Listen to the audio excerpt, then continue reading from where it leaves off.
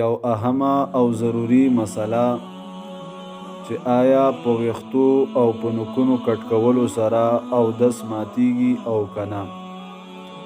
بعضې حضرات دا ګمان کوي چې په دې نوکونو کټ کولو سره اودس ماتیږي. نو شرعي مسله دا ده چې په ویښتو او په نوکونو کټ کولو سره اودس نه ماتیږي.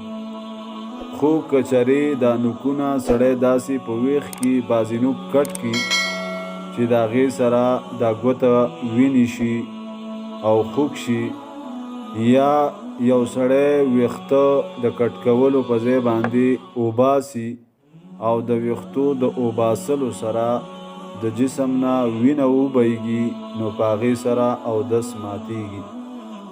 او که یو سړی صرف نوکونه کټ کوي یا صرف ویښته کټ کوي، نو په هغې سره په اودس باندې هیڅ اثر نه پرېوځي. اصل کې د اودس د ماتېدلو یو څو څیزونه داسې دي چې په هغې باندې اودس ماتیږي. نمبر 1، کله چې د سړي د شرمګانه مخې ته یا شاته څه شی وځي، مثلا واړه بول، غټ بول یا څه هوا د هغه نه وځي، نو په هغې سره اودس ماتیږي.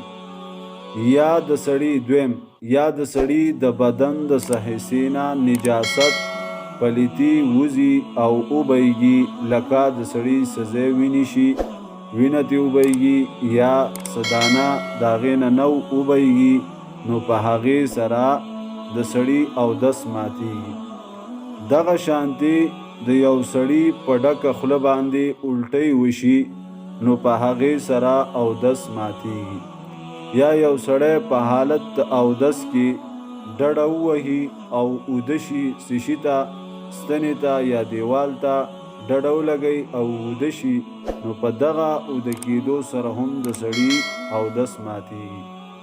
یا یو سړی بېهوشه شي یا پاگل لیونی شي، نو په هغې سره اودس ماتیږي.